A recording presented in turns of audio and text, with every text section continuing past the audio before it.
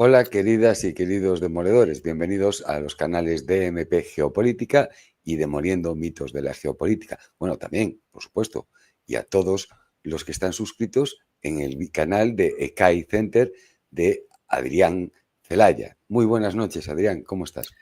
Hola, Santiago, ¿qué tal? Pues encantado de estar contigo y con DMP Geopolítica, como siempre, ¿no? Y a los que nos escuchéis, pues bueno, ya sabéis que estoy con vosotros los jueves por la tarde o por la noche, según el país, a las 11 de la noche, hora Madrid. Y pues no os olvidéis de, si os gusta el vídeo, darle al like, de darle a la tecla de suscribirse si no estáis suscritos y dejarnos preguntas y comentarios que ya sabéis que intentamos responder en la medida en que podemos en el canal de ECAI Center, que es ECAI con K, Center con C, lo localizáis enseguida. Hoy tenemos un vídeo pues muy interesante, como siempre que estás tú, desde luego, todos son interesantes. La OTAN no se rinde. Vemos que provoca, intenta abrir nuevos frentes, por lo menos de provocación. ¿Qué nos vas a contar, Sí, Adrián? porque en los últimos días, semanas, tenemos bastantes noticias que por sí mismas indicarían pues, pequeños o grandes retrocesos de las posiciones de la OTAN, de las corporaciones occidentales al final, ¿no? Y avances del mundo emergente, ¿no? Pues como la derrota en la guerra contra Irán, pues el fiasco posterior alrededor del ataque de Estados Unidos, pues la debilidad que ha demostrado la OTAN en su reunión en La Haya, con esa sumisión a Trump, el que no asistieran los países de la OTAN del Pacífico, de lo que se ha llamado la OTAN del Pacífico, que no asistieran a la reunión, cuando en los últimos años un objetivo fundamental ha sido acercarles a las estrategias de la OTAN. Es decir, hay una serie de movimientos que parece que van indicando poco a poco retrocesos, ¿no? en las posiciones de la OTAN, por sintetizarlo de alguna forma, ¿no? Pero claro, yo creo que es importante recordar que esto no va a llevar a la OTAN a rendirse, o por lo menos no a rendirse fácilmente, ¿no? Todavía se tienen que torcer mucho más las cosas para que se produzca pues, un reconocimiento de cuál es la situación real, echarse atrás, ¿no? Y bueno, pues se siguen produciendo movimientos por parte de la OTAN muy característicos, ¿no? Y ahora hemos tenido uno en concreto en un país del Cáucaso, Azerbaiyán, ¿no?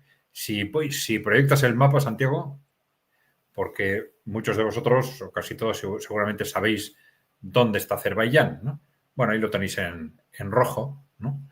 Está entre el Mar Negro y el Mar Caspio, es parte de esos países del Cáucaso, está al norte Rusia, al sur Irán y al oeste Armenia y Georgia.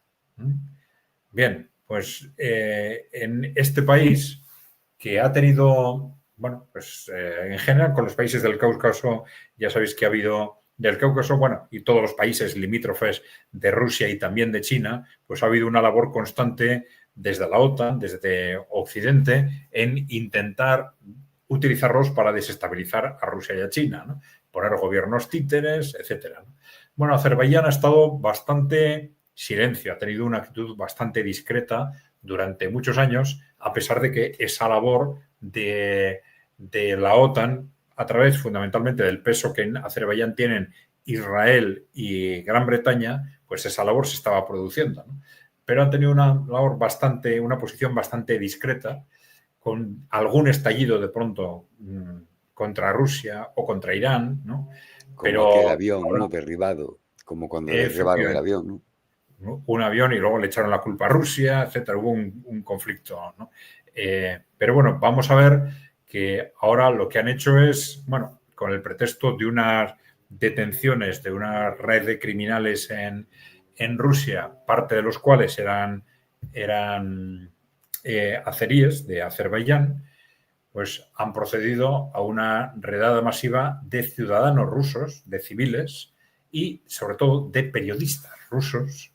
Los han metido en la cárcel y les han pegado, les han torturado, han publicado vídeos e imágenes. Vamos a ver el vídeo, si te parece, Santiago. Sí. Perdona, aquí. Vaya trato.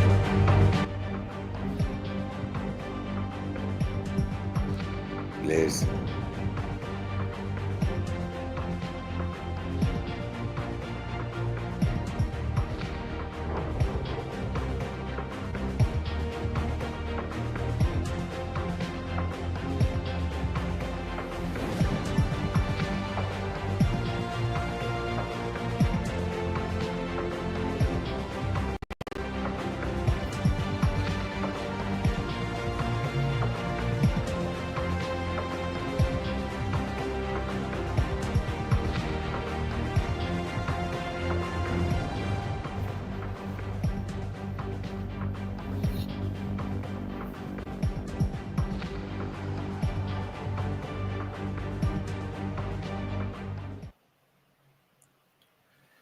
Vaya manera de cebarse y demostrarlo.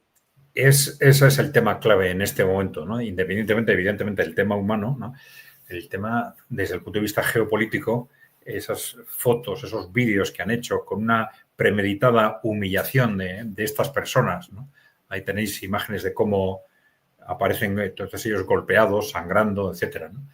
Es, claro, evidentemente, desde un punto de vista internacional, es una provocación evidente, ¿no?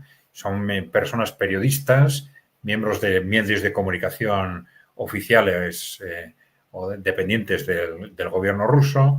Vamos, está claro que es una provocación, ¿no?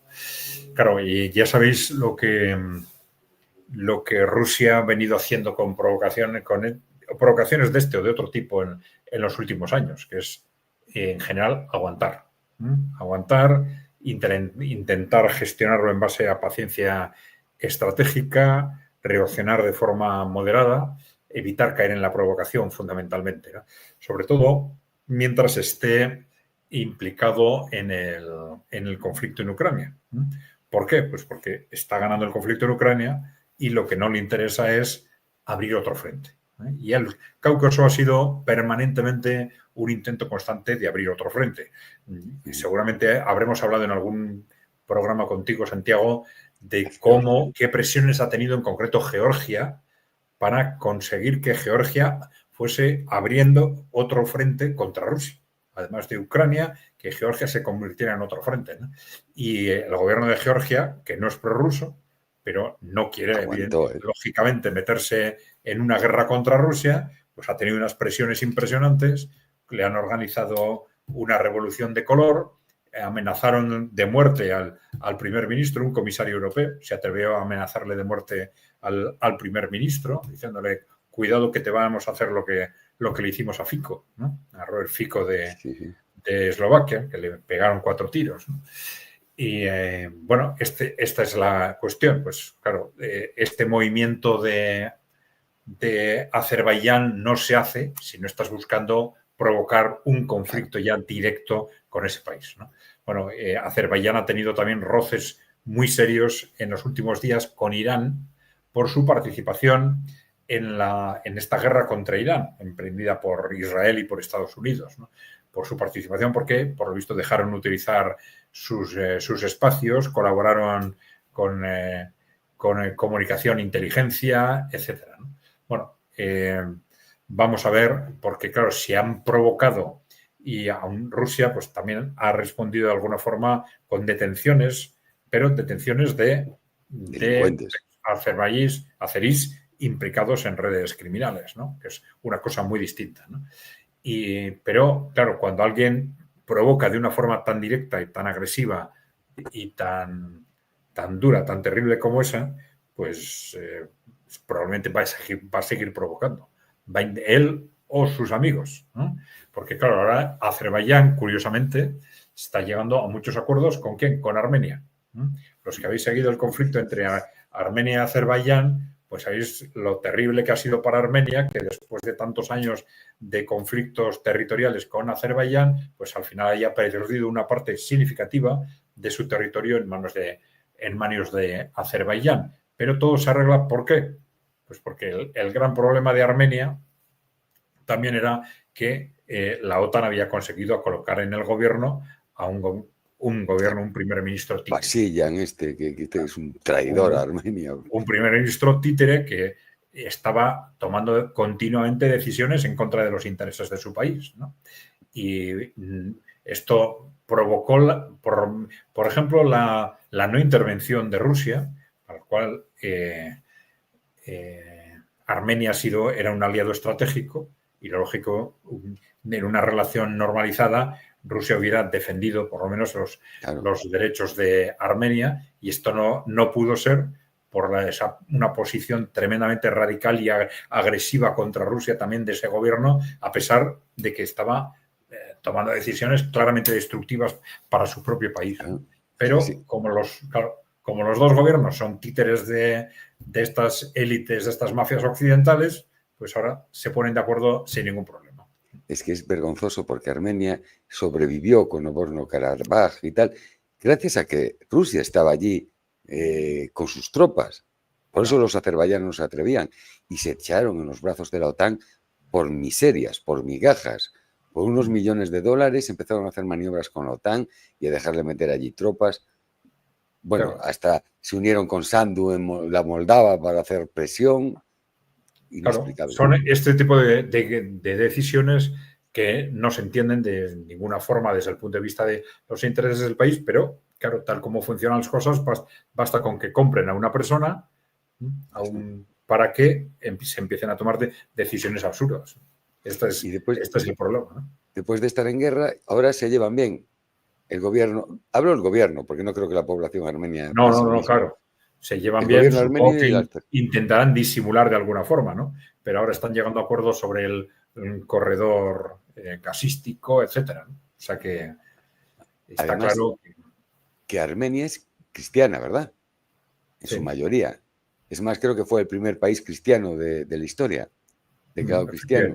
Efectivamente. Y está, por un lado, tiene a Erdogan, a los turcos, que es el nuevo sultán y quiere hacer el nuevo imperio túrquico, y por otro lado, los azerbaiyanos, que también son túrquicos, ¿no?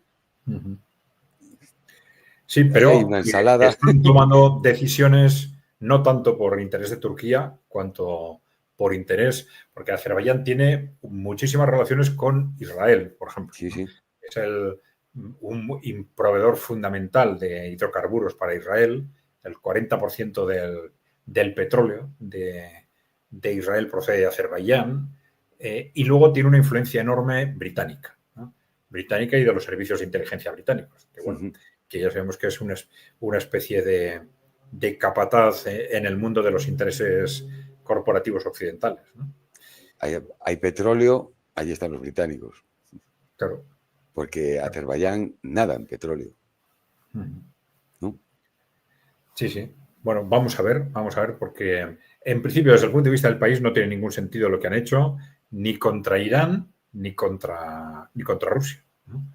Pero si lo han hecho es por algo y hay que esperar cualquier cosa en este momento. No hay quien está hablando de que están preparando un conflicto de forma conjunta entre Armenia y eso que no han conseguido con Georgia, entre Armenia y Azerbaiyán contra Rusia, ¿no? Intentando buscar algún argumento como sea para abrirle otro frente a Rusia. Entonces, con esto queríamos decir al final que, bueno, es el ejemplo de estos días, ¿no? Que la OTAN no se va a rendir tan fácil, ¿eh? La OTAN, por mucho que esté perdiendo posiciones, que la guerra de desgaste esté perdida en Ucrania, pero no se van a rendir tan fácilmente, ¿no? Y aunque desde el punto de vista de países concretos como Ucrania, por ejemplo, o como la Unión Europea, seguramente tendría sentido rendirse en el sentido de llegar a un acuerdo con Rusia diciendo, bueno, has ganado hasta aquí, pues dejamos las cosas en este punto, etcétera, pero no lo van a hacer, ¿no? Y no lo van a hacer, ya hemos explicado por qué, porque los que mandan en Europa y Estados Unidos piensan, por lo menos, que se lo están jugando todo, ¿no? Sí.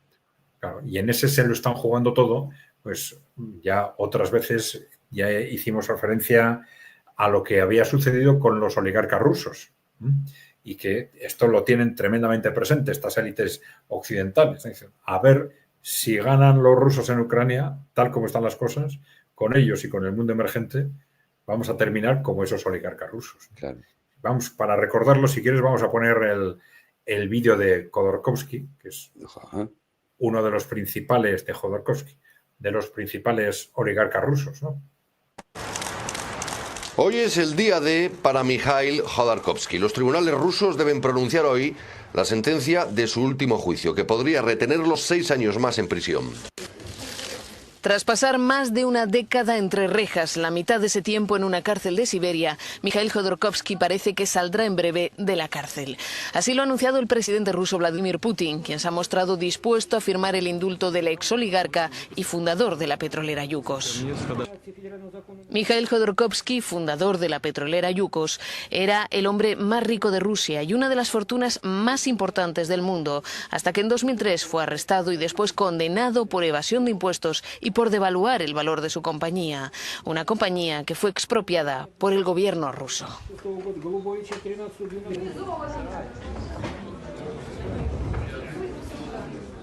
El que fue el hombre más rico de Rusia cayó en desgracia en 2003. Su imperio se vino abajo y él acabó en una prisión siberiana con una pena de 8 años de cárcel por fraude a gran escala y evasión fiscal. Yukos, que producía más crudo que Qatar, fue desmantelada y acabó en manos del Estado a través de sociedades pantalla.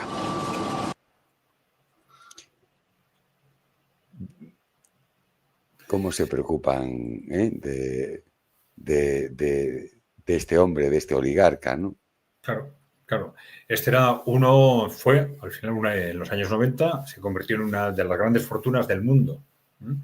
Casi todos estos oligarcas, a la caída de la Unión Soviética, se hicieron con inmensas fortunas por vías fraudulentas y acabaron controlando la economía y la política rusa durante esos años. Entonces el grupo de Putin llegó al poder en el año 2000 y echaron del poder a estos oligarcas y muchos de ellos pues acabaron en la cárcel, luego en el exilio, ¿no? Este vídeo que hemos visto es de hace 10 años aproximadamente, ¿no? Y Jodorkovsky, después de salir de la cárcel, efectivamente, se fue al exilio, como solían ir casi todos a Gran Bretaña, ¿no? Y hace ya año y medio, creo que fue, esto ya lo comentamos en otro vídeo, pues Jodorkovsky hizo una entrevista en una televisión en la que expresamente reconoció que ellos habían actuado coordinados por los Rothschild. Por los Rothschild. O sea, que no es solo que vean lo que les pasó a los oligarcas rusos, sino que somos los mismos. Claro, son los mismos oligarcas. Entonces, dicen, pues están visualizando muy claramente. Si gana el mundo emergente, si gana Rusia la guerra en Ucrania, esto es el desastre. No solo perdemos el control del mundo, no solo perdemos el control de Europa, sino que podemos acabar en la cárcel o algo peor. Claro. Algo peor. No, desde luego, creo que uno de los mayores aciertos que tuvo Putin en sus mandatos fue el haberse liberado de esta mafia que se creó con la caída de la Unión Soviética, como dices, tipos que se apoderaron de industrias que valían miles de millones de dólares gratis. Es más, muchas hasta las destruyeron solo para ganar dinero con esa destrucción. No crearon, o sea, solo ganaron, ¿no? Y creo que fue lo mejor que pudo haber hecho Putin. Si no llegan a liberarse de esas oligarcas, hay otros, quiero aclarar, porque oligarcas son los rusos. Los de aquí son empresarios buenos, ¿no? A ver, ¿no? Parece una mala palabra. Honrados empresarios. Claro. Pues sí. Yo creo que hizo lo ideal. ¿Tú qué opinas en ese aspecto? Sí, no lo ideal, lo imprescindible. Por eso empezaron a hacerlo nada más llegar. Pero claro, ya no era una cuestión solo de tratar con justicia o lo que habían hecho, ¿no? Sino de qué tipo de Estado se construye, ¿no? Si es un Estado en el que el gobierno o los gobiernos van a depender de esta gente o no, ¿no? Y esta es la cuestión clave en Rusia, en los países emergentes y en el mundo, ¿no? Y en el mundo, es decir, si los gobiernos están por encima de las grandes corporaciones o las grandes corporaciones, los grandes inversores por encima de los gobiernos. Y este es el gran choque que hay en este momento en el mundo, ¿no? Claro. Es decir, los países emergentes liderados por Rusia y por China tienen sistemas distintos, ideologías distintas, incluso religiones distintas, pero tienen esto en común. Si no están avanzando en la dirección de que los gobiernos estén por encima de las corporaciones privadas. Y ese es el punto de partida que luego le permitió a Rusia empezar a resolver los problemas que tenía acumulados, empezar a tomar decisiones en interés del país y en interés de su gente, ¿no? Y es lo contrario de lo que sucede en Europa y en Estados Unidos, donde los gobiernos están totalmente sometidos a estos intereses de los grandes inversores y no pueden tomar decisiones en función de los intereses generales y al final no solo no se resuelven los problemas, sino que nos echan problemas encima que no tendríamos por qué tener, ¿no? Y así, claro, llevamos 40 años en los que Europa, por ejemplo, y Estados Unidos están perdiendo peso constantemente en el mundo y sin hacer absolutamente nada para resolver nuestros grandes retos, ¿no? Entonces, ese, como tú has dicho, es un tema esencial en el que, como ciudadanos de Europa, tendríamos que estar mirándolos ya desde el principio. Es decir, si estos lo han hecho, nosotros podemos hacerlo, tenemos que hacerlo. Tenemos que echar a esta gente del poder, ¿no? El caso es que Rusia, yo creo que está pudiendo mantener la guerra, ganándola, gracias a que se hizo el Estado, tiene su parte privada, pero el Estado se hizo con el control de las fábricas de defensa y de los recursos energéticos y las riquezas primarias del país. Al conseguir ese control y tenerlo él, puede fabricar. Hablábamos hoy por la tarde con Bruno. Rusia tiene un presupuesto de 149.000 millones de dólares en defensa, estando en guerra, por supuesto, claro, el gasto tan bestial que tiene, ¿no? Y vemos que la suma de todos los países de la OTAN superan los 1.500 millones de dólares, ¿no?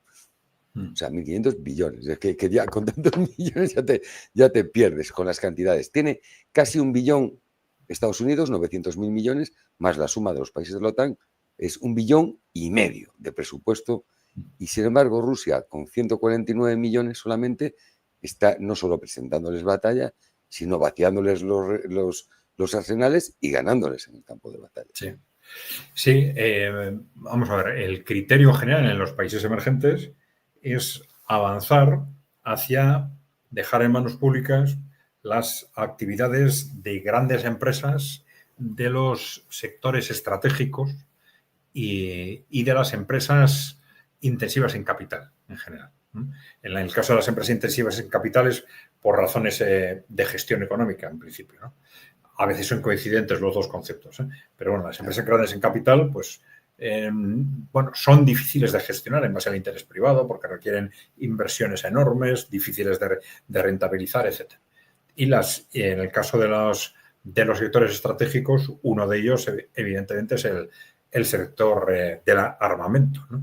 Y claro, esto está demostrando dos cosas. Primero, una enorme eficiencia comparada con el caso de la industria de defensa en Europa o en Estados Unidos.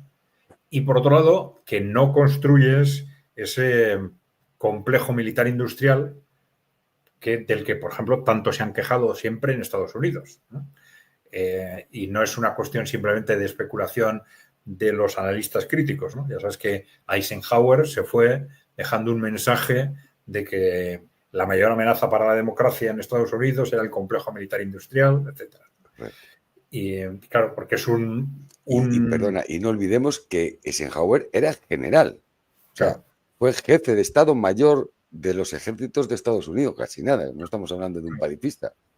Claro, porque decían que él se fue diciendo que era un enorme peligro para Estados Unidos y para el mundo, ¿no?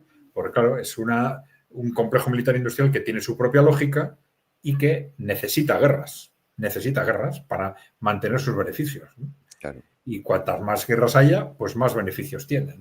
Sin embargo, si tienes un sector armamentístico de carácter público, pues en base al interés general, pues puedes aumentarlo rápidamente, reducirlo, pues en base a lo que sea necesario, ¿no? Pero claro, es que el complejo militar industrial norteamericano tiene vida propia, impone sus decisiones al Congreso, porque tiene comprados a casi todos los congresistas, impone sus decisiones al ejército, porque tiene comprados, de hecho, a los generales a través de las puertas giratorias, ¿no? Los generales saben que tienen la oportunidad al salir del ejército de forrarse en la industria armamentística, con lo cual están continuamente haciéndoles favores a esta industria, ¿no? Y luego, como consecuencia de esto, pues hay muchos proyectos que salen mal, muchos proyectos de de nuevo armamento, por ejemplo, ¿no? De construcción de armamento, que salen mal, otros que se hacen y no había que hacerlos, otros que había que hacerlos no se hacen, otros que se hacen mucho más tarde o que se hacen con un precio 10 veces superior al que sería necesario, ¿no? Es un disparate continuado, ¿no? Sobre todo la eficiencia, porque, por ejemplo, una fábrica privada de armas, estadounidense, europea, le dicen, no, es que ahora necesitamos, pues, 1000 misiles al año. Y claro, solo produce 100. Por lo tanto, tendría que, ya no voy a decir 10 fábricas, pero vamos, multiplicar sus instalaciones, una inversión bestial.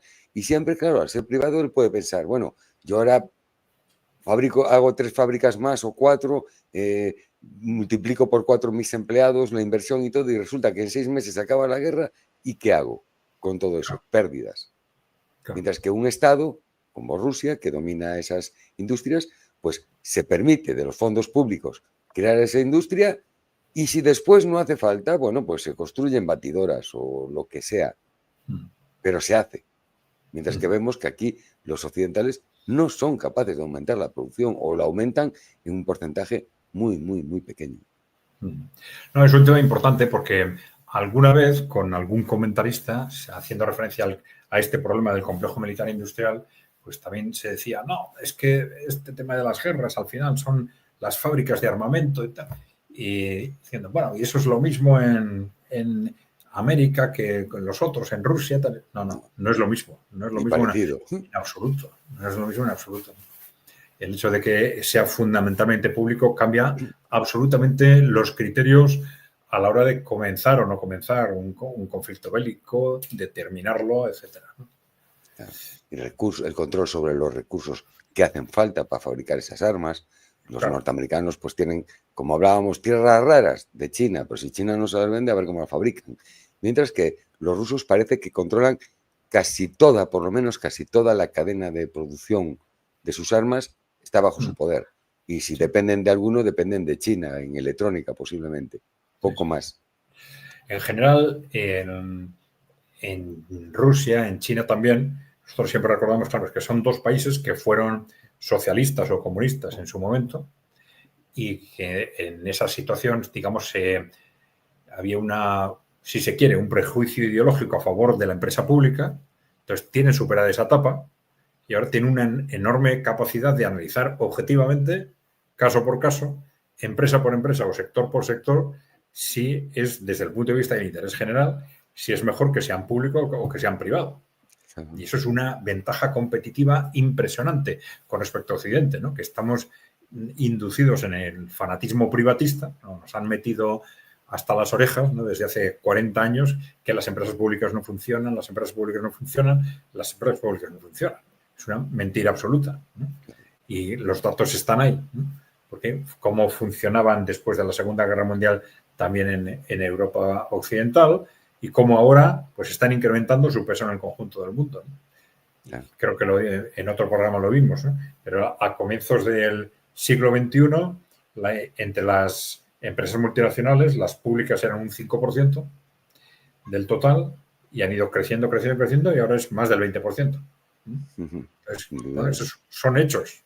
Si fuese cierto lo que dice esta gente que ve demasiada televisión, o que hemos dicho todos en algún momento quizás, de que las empresas públicas no funcionan, pues estos hechos no se producirían, ¿no? Pero es algo tan rotundo, pero que choca de forma tan frontal con ese fanatismo que nos han inducido que va a costar cambiar la mentalidad de la gente, de la clase política, incluso de los analistas, ¿no? De los analistas que aquí están todos partiendo pues de que efectivamente lo público no funciona y punto, ¿no? Ya, pero es que partimos de una base, pienso yo, ¿no? De que las públicas no son rentables. Es decir, se gana mucho más dinero en las privadas, por supuesto. Pues que una empresa pública, en mi opinión, no tiene por qué ser rentable. Tiene que dar servicio a su país. Es como decir que la sanidad provoca pérdidas. A ver, no puede provocar pérdidas algo que es bueno para tu población, indudablemente, ¿no? Para eso está el Estado, para gastar ese dinero. Eso no son pérdidas, es bienestar social. Y yo creo que en la industria pasa lo mismo. Que si la empresa es privada gana 2.000 millones al año y si es pública solo gana 100. Ya, pero es que tiene un servicio público. Y hay enfermedades, por ejemplo, que un privado no gasta dinero en investigación porque solo hay 1.000 personas enfermas, mientras que si es público sí se hace. Y así pues en todo tipo de industrias, ¿no? Bueno, hay empresas públicas que cotizan en bolsa y generando beneficios. El Claro. tema de las públicas es que pueden funcionar si se les pide en base a beneficios, para, por ejemplo, para captar capital en bolsa, etcétera, o si el interés general no es que capten capital en bolsa, sino que pues produzcan barato, pues producen barato por encima del captar beneficios, porque el beneficio es el beneficio del inversor de capital, y que es en las empresas capitalistas es siempre el objetivo, pero evidentemente en las públicas no. En las públicas en cada caso puede ser distinto, ¿no? Claro. Es que yo Pues, creo que fue una gran idea, sobre todo los chinos, ¿no? Lo de esa mezcla de capitalismo y estatalidad, ¿no? Es decir, ¿qué quieres? ¿Jugar al capital? ¿Quieres ganar mucho dinero? Gánalo. Pero el 51% o la cifra que sea de esas ganancias revierte en el Estado. Puedes hacerte rico mientras hagas ricas las arcas públicas, ¿no? Bueno, sí, en China era una estrategia quizás, sobre todo tecnológica, ¿no? Decían, bueno, empresas mixtas, el 51% no era solo de beneficios, era de control, ¿no? Entonces, claro, eso les permitía asegurar que se instalaba una multinacional en China, pero ellos aprendían y su gente se formaba, ¿no? Y esto fue muy importante para que ellos fueran consolidando su propio tejido industrial, ¿no? Claro. Sí, porque luego el carácter mixto está también en la dimensión de la empresa. Ellos dicen, se centran en el carácter público de las empresas grandes en esos dos ámbitos, las de, sobre todo las de carácter estratégico, digamos, y las intensivas en capital, y luego en el resto de la economía, pues dejan, pues bueno, libertad a las empresas privadas. También hay algunas que son cooperativas, etcétera, ¿no? Pero dejan libertad a las empresas privadas, pues bueno, porque saben que se van a mantener dentro de su objetivo de crear riqueza y punto, ¿no? Claro. Porque, claro, el problema de las grandes empresas, bueno, hay dos, ¿no? Las grandes empresas también tienden a tener esos vicios que normalmente les reprochamos a las públicas, ¿no? Porque también todo tipo de empresas, cuanto más grande es, tiende a burocratizarse, Claro. a alejarse de la realidad, etcétera, a perder flexibilidad, ¿no? Pero es que además en el caso de las empresas capitalistas tienden a tener una enorme influencia sobre el entorno, ¿no? El entorno económico, el entorno social y el entorno político. Y eso es lo que se vigila tremendamente en China o en Rusia, ¿no? En el caso de China, dicen que la primera referencia que utilizaron para empezar a generar ese modelo de economía mixta fueron la nueva política económica de Rusia, de la época de Lenin, ¿te suena? ¿No? Sí. Después de la guerra civil, ¿no? Que fue un modelo en principio transitorio durante unos años de economía mixta, ¿no? Correcto.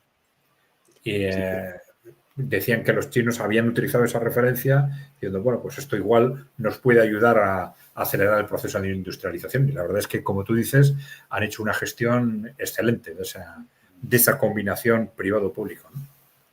No, además, otra cosa que sí tiene verdad es que es claro, es visible que ha revertido esos beneficios de la industria que consiguieron en el pueblo. Casos que quitaron a cientos de millones de chinos de la pobreza más absoluta, mientras que en Occidente estamos viendo de que cada vez hay una élite que es más rica, gana más y que por eso domina los gobiernos y nos llevan a los puntos que llevamos ahora. Pues eso, pues buscarnos guerras para que las empresas de armamento ganen o buscar guerras para que las compañías energéticas controlen X zonas. Sí, y estamos en una situación económica, digamos, estancada, cada vez peor, ¿no? Cada vez peor a medio y a largo plazo, ¿no? Por eso la OTAN no se rinde, porque yo creo, en mi opinión humilde, de que es como cuando vas corriendo y te vas a caer de morros, ¿sabes? Que tienes que ir dando otro paso y otro paso y otro paso para no dejar los dientes en el suelo, ¿no? Pues yo creo que Occidente entró un poco en esa dinámica, tanto con Rusia como, bueno, con Irán también en Oriente Medio, de ir hacia adelante, no perderse inercia, porque si se pierde esa inercia, se desmonta todo, se rompe. Sí, y porque muchas veces analizamos la geopolítica en base a países o civilizaciones, algunos, ¿no? Y yo creo que muchas veces es un error y se cometen muchos errores por eso, ¿no? Pero claro, en este caso, yo por eso he destacado el tema de los oligarcas, ¿no? Porque es que esa es la cuestión que no les permite rendirse, ¿no? Porque si pensamos en los intereses de países, por ejemplo, de Ucrania, y dicen, bueno, pues ya he perdido la guerra, pues llego a un acuerdo, cedo tal territorio, salvo el resto.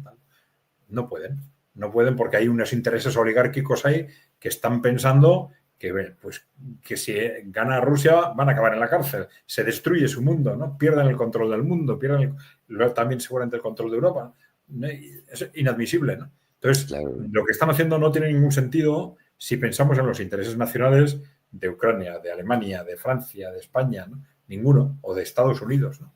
Claro, son esos intereses oligárquicos los que están tensionando la situación y probablemente van a seguir tensionándola, ¿no? Vamos a ver, porque hay durante estos días, otro pequeño retroceso, digamos, ha sido pues esta medida de Estados Unidos, ¿no? De suspender la entrega de armamento a Kiev, ¿no? Que, bueno, es confuso, que parecía muy clara un día, al día siguiente ya empezaron a matizar. No, que si no ha sido cosa de la administración Trump, que ha sido un nombre concreto, daban responsable concreto del Pentágono. Ha sido este señor.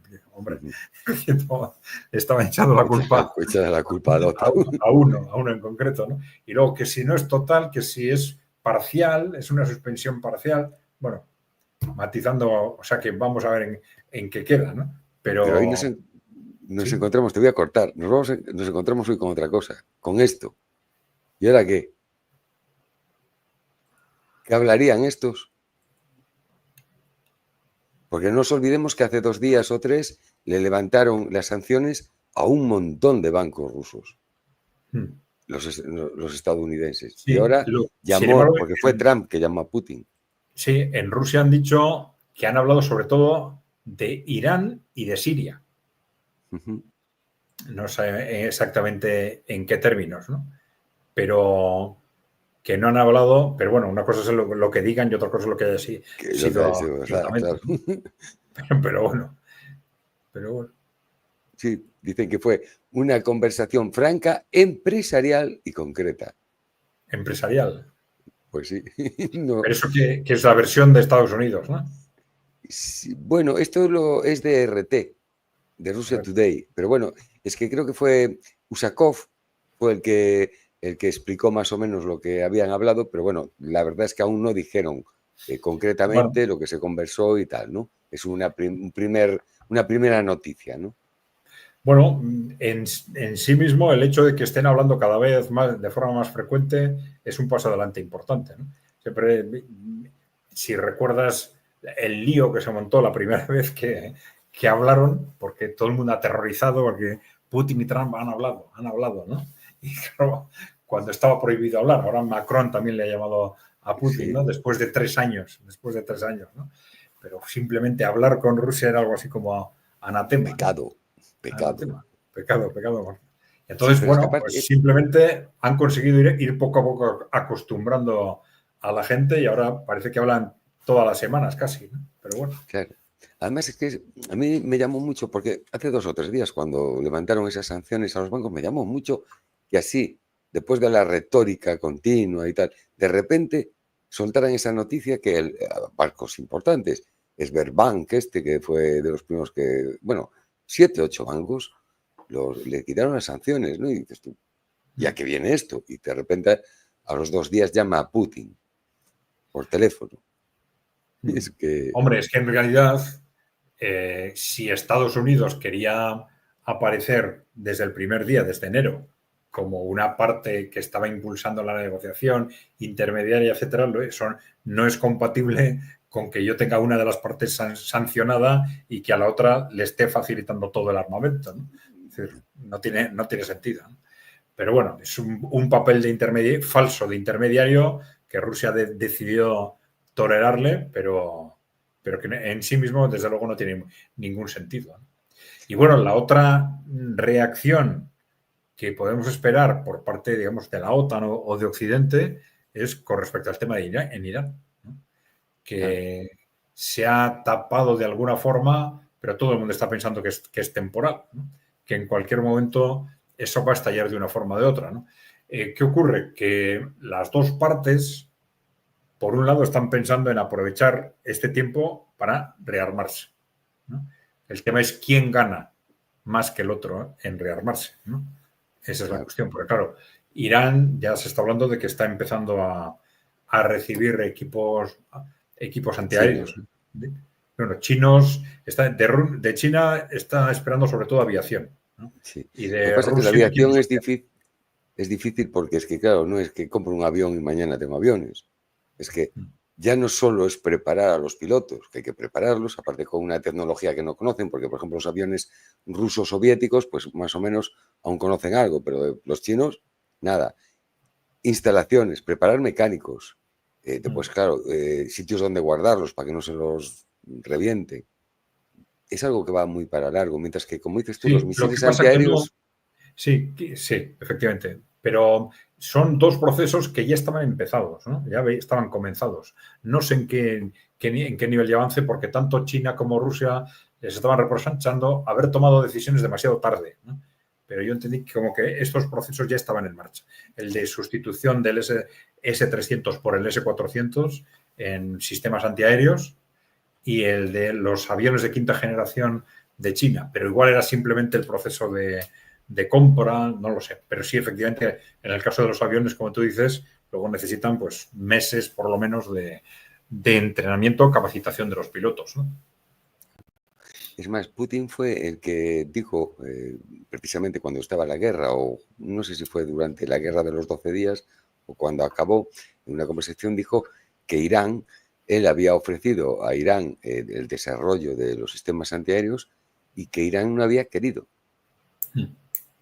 Que no se, o no quiso, o no se mostró interesado, vamos a decir. Sí. ¿No?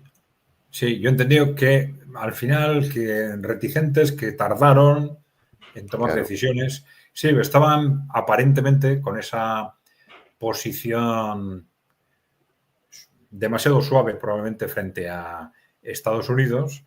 Luego se han dejado engañar, ellos se dieron cuenta al final, claro, se dejaron engañar en el proceso negociador, etcétera. Pero bueno, vamos a ver. El tema es, claro, desde Israel, bueno, tienen un reto, como también Irán, de reconstrucción, digamos, de los equipos destruidos en los ataques, que eso en Israel sobre todo es tremendamente importante, ¿no? Porque les han destruido pues casi la mitad de las instalaciones militares, ¿no? Pero, y luego tienen que reponer los arsenales, que los tenían medio vacíos, los arsenales por ejemplo, de misiles antiaéreos, por ejemplo, que decían que estaban a una semana que ya solo tenían para una semana, ¿no? Entonces, claro, reponer esto pues tampoco debe ser fácil, ¿no? No, aparte es que Estados Unidos tampoco tiene, que es el detalle. El propio Estados Unidos no tiene, habría que ver de lo que tiene, qué es lo que le puede entregar, cuánto tiempo necesita para que se fabriquen, ¿no? Porque claro, al final lo que está claro es que si vuelve a haber un intento, que estarán pensando seguro en que esto no puede quedar así, que hay que hacer algo con el tema de Irán, pero claro, ya no pensando en que Israel va a vencer a Irán. Tampoco lo pensaba. Ya no está tan claro ya, que antes se lo tenía muy claro. Como siempre, al final, con Estados Unidos tiene que ser. Claro. Es más, tiene que ser, al final, arrastrar a Estados Unidos a la guerra contra Irán. Yo analicé la guerra de Irán y Israel, ¿no? Y bueno, Irán tuvo la desventaja de que, como dices tú, confió en que estaban en negociaciones y después ese ataque interno con drones que hizo Israel le destruyó la mayoría de sus sistemas antiaéreos. Eso fue un golpe muy duro. No obstante, los iraníes sabían que no podían dominar el espacio aéreo porque la aviación, tanto israelí como estadounidense, es muy, muy superior, tremendamente. El caso es que los 4 Su-30S que tienen, más los MiG-29, que son los aviones más o menos más modernos que tenían, no los sacaron al aire. Los tuvieron escondidos para que no se los destruyeran. Y yo creo que usando el símil futbolístico que lo usé ayer hablando con Javier Martínez, creo que los lo que hicieron los iraníes fue hacer una defensa baja, es decir, se cerraron apretaditos, protegiendo su portería mientras los israelíes atacaban en oleadas, pero haciendo esos contragolpes, esos contraataques que eran los misiles, que eran capaces de superar toda esa superioridad aérea y golpear la retaguardia de forma muy dura, ¿no? Yo creo que esa fue la estrategia que utilizó Irán y no tanto así ganó el espacio aéreo de Israel como que Irán le dio la oportunidad de tenerlo, ¿no? Sí, que renunció. Dio por supuesto Claro. que no podían controlar el espacio Claro. aéreo y se lo dejó, ¿no? Sí, parece claro. Parece claro. Ahora, el tema es, ¿ahora en qué situación estamos? Porque, claro, el problema estaba centrado en Estados Unidos, ¿no? En concreto en la imagen de Donald Trump en particular, ¿no? Si había conseguido transmitir la imagen a los lobbies belicistas de que habían hecho todo lo que se podía hacer por Israel o no. Y aparentemente lo habían conseguido, pero luego, al difundirse esa idea y todos los medios de comunicación belicistas, claro, pues lo han difundido de que no funciona el ataque, con lo cual parece como que queda una cuestión pendiente. Queda una cuestión pendiente. Ese es el problema, ¿no? Desde el punto de vista de la relación entre Donald Trump y los lobbies belicistas, pues esto ha transmitido que apenas han hecho nada, ¿no? Que apenas han hecho nada y que por lo tanto en algún momento van a tener que hacer, ¿no? Hoy hizo un comunicado el ministro de Asuntos Exteriores iraní, perdón, esto no crece más ya, vaya, creí que iba a verse más grande. El ministro de Asuntos Exteriores iraní, Araghchi, hizo una declaración muy dura contra Alemania, pero muy dura. Dice que comienza, la voy a leer porque está tan pequeñito que si no, seguramente no lo lea la gente. Noticias falsas. Irán sigue comprometido con el TNP, con el Tratado de No Proliferación de Armas Nucleares, y sus salvaguardias.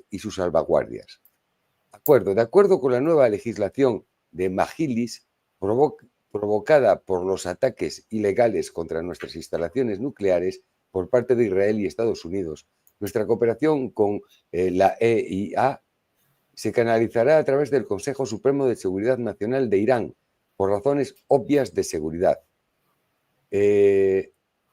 Aquí se ve mejor, ¿no? El apoyo explícito de Alemania al ataque ilegal de Israel contra Irán, incluyendo las instalaciones nucleares protegidas como trabajo sucio realizado en nombre de Occidente. Alemania también apoyó vergonzosamente el ataque ilegal de Estados Unidos contra las instalaciones nucleares iraníes que violó el derecho internacional, el TNP y la Carta de la ONU. El repudio de Alemania a sus compromisos con el PAIC al exigir abiertamente el enriquecimiento cero de Irán. El PAIC es el anterior acuerdo que habían conseguido con Irán, que Trump disolvió prácticamente porque le dio la gana, ¿no?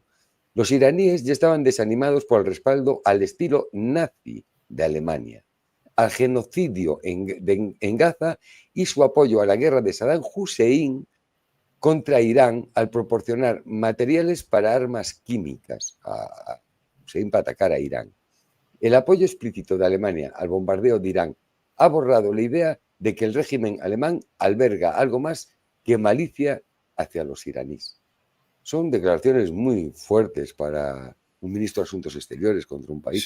Sí. Hombre, es que la realidad es que lo que dijo Friedrich Merz era también fuerte, ¿no? Cuando dijo que Israel estaba haciendo el trabajo sucio, ¿no? Claro. No se está haciendo el trabajo sucio, ¿no? Claro. Sí, y este es un tema que hemos comentado otras veces, ¿no? Porque muchas veces parece que en este tipo de ataques contra Irán son solo intereses israelíes lo que hay atrás, ¿no? Pero la verdad es que hay una confluencia, ¿no? El concepto del control de Oriente Medio es un objetivo de Israel como potencia hegemonista en sí mismo, pero también es un objetivo de esas potencias hegemonistas, digamos, occidentales, para las cuales el control de Oriente Medio es una pieza fundamental en el control del mundo. Y claro, en el control de Oriente Medio en este momento Irán es la pieza clave, la que les queda fundamentalmente. por indudablemente. continuar. También hoy un funcionario iraní, pongo aquí, un funcionario iraní hoy también amenazó a Israel y dice que ellos fueron capaces de identificar el punto débil de Tel Aviv y que si hay un futuro conflicto, que de la manera que se expresa también creen ellos que lo va a haber, dice que los misiles avanzados iraníes que pueden superar las defensas israelíes, como ya demostraron, y dice que bueno, pueden hacer un ataque bestial de cientos de misiles diarios. Y bueno, están un poco como cuando empieza un combate de boxeo de estos del Campeonato del Mundo, en el pesaje que están, que yo te doy, que yo te pego, que yo tal. No, pero sí, en el caso de Irán sí se ve claro que si esa enorme capacidad de misilística y de drones que tiene, si a eso le añades una mejora en sus sistemas de defensa antiaérea, pues claro, si ya estaba, de hecho, esta guerra de 12 días, si estaba ganada por Irán, pues ahora muchísimo más, ¿no? Es decir, iban a cerrar la capacidad de reacción de Israel frente a esa destrucción continua en base a misiles, ¿no? Y ya no voy a decir Israel, porque en realidad es la OTAN, pasa como en Ucrania, porque Israel, solo Israel, un país de 7 millones de habitantes, no tendría nada que hacer contra todo el mundo árabe, indudablemente. Yo siempre comento, como un país de 7 o 8 millones de habitantes puede permitirse el lujo de estar 80 años en guerra y tener una triada nuclear, con el dinero que vale eso. A ver, el desarrollo de misiles intercontinentales ICBM que tienen los israelíes. O sea, quiere decir que todo eso fue regalado, en realidad. Perdieron en Estados Unidos 200 y pico kilos de uranio, qué casualidad, en los años 60, y bueno, en eso desarrollaron bombas nucleares los israelíes, ¿no? Es la OTAN, en mi opinión, ¿no?, quien está en guerra con Irán.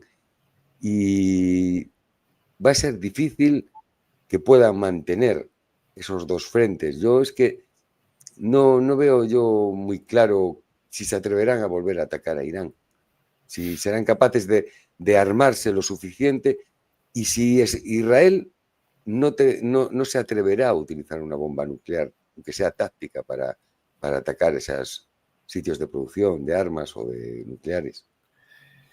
Claro, ahí el tema es, claro, ¿se van a atrever o no? Pero claro, ¿quiénes, no?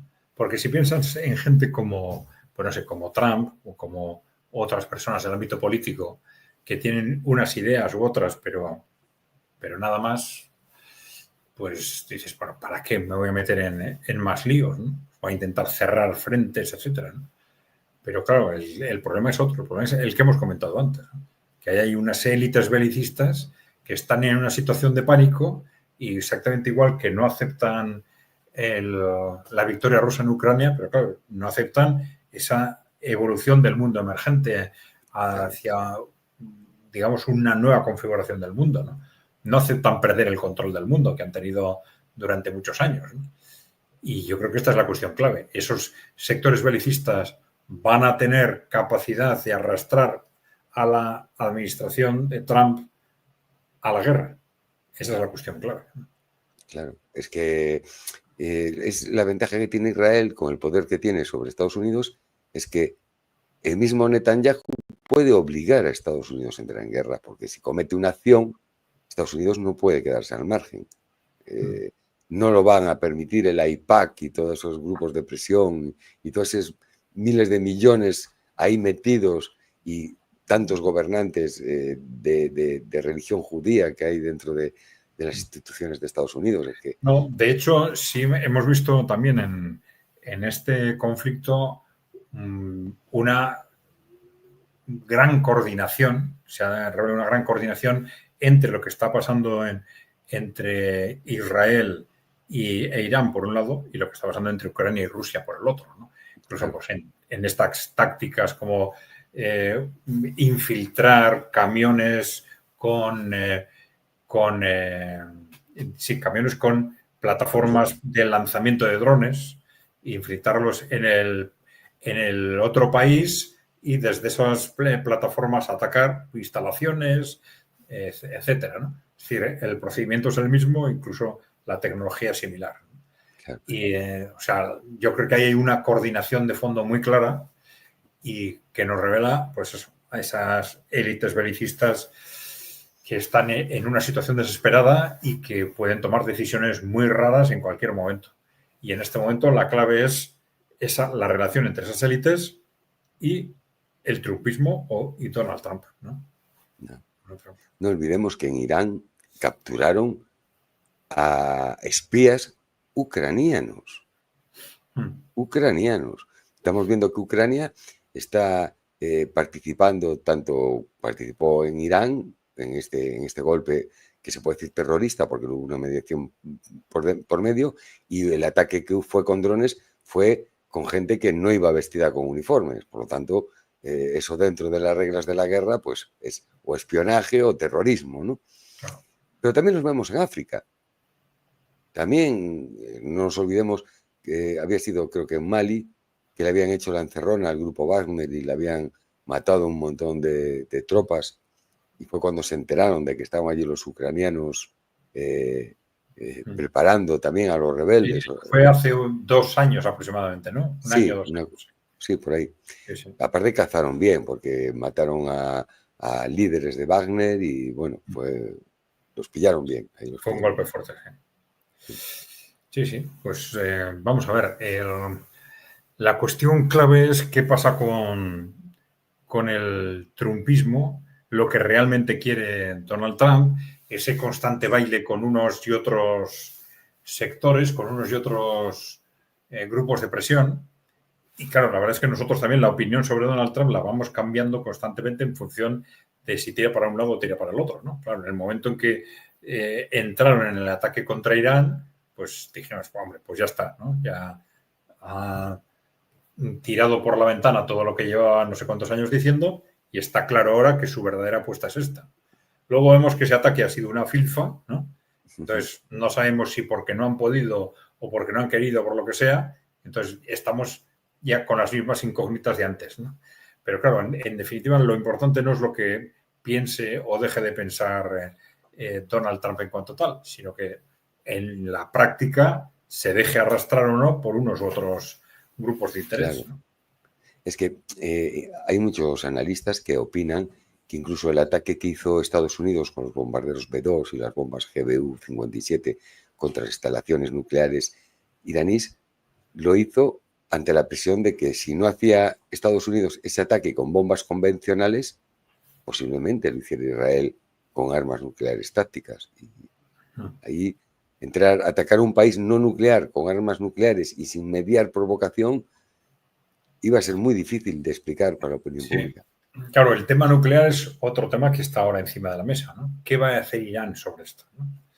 Hombre, ya han clarificado que ya no van a aceptar las inspecciones de la Agencia Internacional de la Energía Atómica, lógicamente, cuando ya demostraron que en realidad estaban espiando para Estados Unidos y para Israel, ¿no? Entre otras cosas, parece que los planos de la central bombardeada, ¿no? Esos planos que eran muy aproximados y tal, pero que esos planos los habían tenido gracias a la información que les había proporcionado la Agencia Internacional de la Energía Atómica. Entonces, bueno, está claro que tienen toda la justificación del mundo para hacer esto. Ahora, ¿qué va a hacer Irán? ¿Qué va a hacer Irán sobre ese tema, ¿no? ¿Se van a lanzar a disponer de un arma nuclear o no? Claro, el tema es... ¿Tú crees? Que va a jugar como mínimo con la ambigüedad. Va a hacer como Israel. Tengo o no tengo, tú verás, pero dará pruebas de que ha enriquecido, por ejemplo, por encima del 90%, pero a lo mejor no dice si la tiene o no. También es una forma, ¿no? Porque claro, si la tiene... claro, lo que ha hecho Israel es durante todos estos años decir que no las tiene. Pero demostrar que sí, a la vez. Sí, demostrar. Sí, bueno, no demostrar, pero bueno, tampoco dijo nunca que no las tuviera. Y después hay informaciones como cuando Vanunu contó todo lo que estaban haciendo en Dimona, y bueno, empezaron a aparecer informaciones de cómo desaparece, no solo en Estados Unidos, esos 275 kilos. También hubo desapariciones, por ejemplo, de plutonio, porque las primeras armas nucleares israelíes estaban basadas en plutonio, no en uranio, y desapareció plutonio de Japón, desapareció plutonio de Gran Bretaña, y a ver, normalmente no pierdes el plutonio como cuando pierdes unas monedas de la cartera. A ver, no estamos hablando de naranjas. Efectivamente, sí. Ahora, sí parece que durante todos estos años la estrategia de Israel ha sido intentar ocultarlo, ¿no? Pero en el caso de Irán es más dudoso, ¿no? ¿Qué le interesa? Claro. Transmitir, porque claro, si por un lado puede decir, me interesa transmitir que la tengo para que sepan que si me atacan yo puedo responder. Pero claro, sancionar.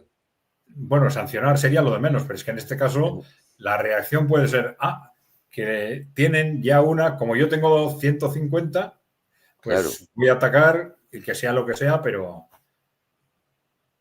no es un cálculo no es fácil. Diabólico. No nos olvidemos que Israel tiene incluso leyes como esta creo que se llama Sansón, que en caso de que lo vayan a destruir a él, pues le doy a los botones y nos matamos todos, ¿no?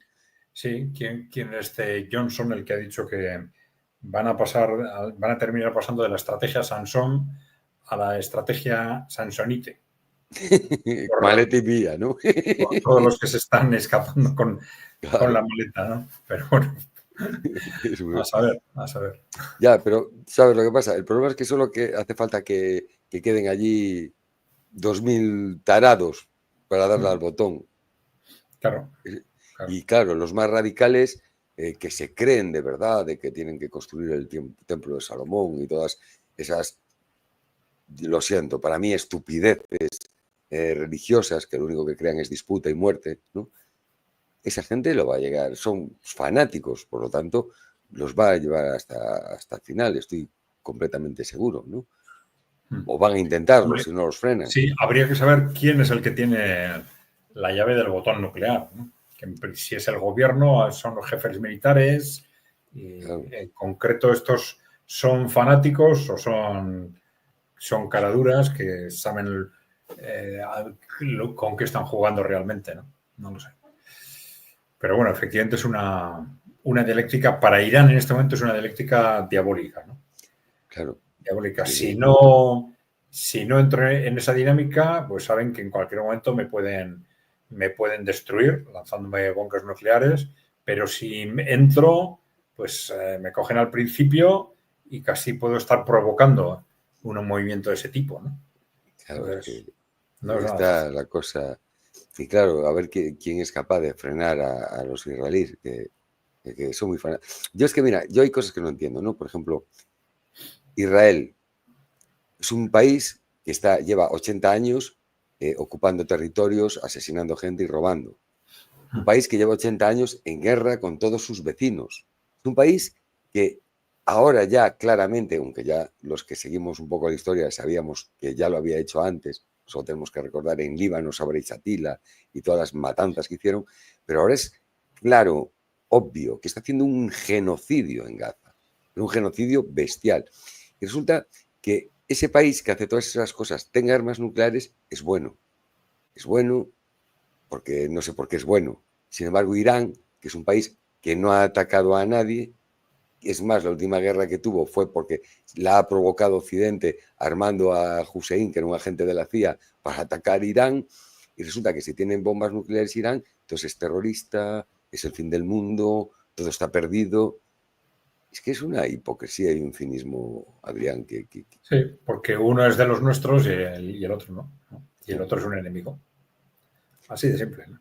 Bueno, viste las declaraciones de Trump hablando de Holaini, al-Sara, que se llama ahora, ¿no? Creo que el sirio, sirio no, que creo que no es ni sirio, ¿no?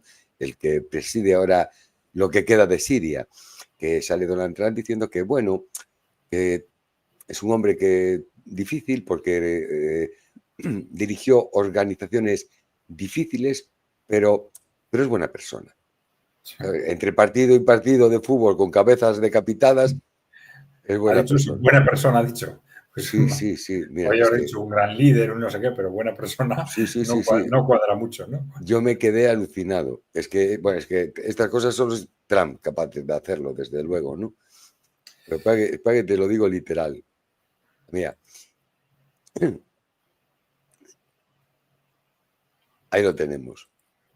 Trump dice que el hombre que lidera Siria fue jefe de algunas organizaciones difíciles. Es bastante duro, pero es un buen tipo.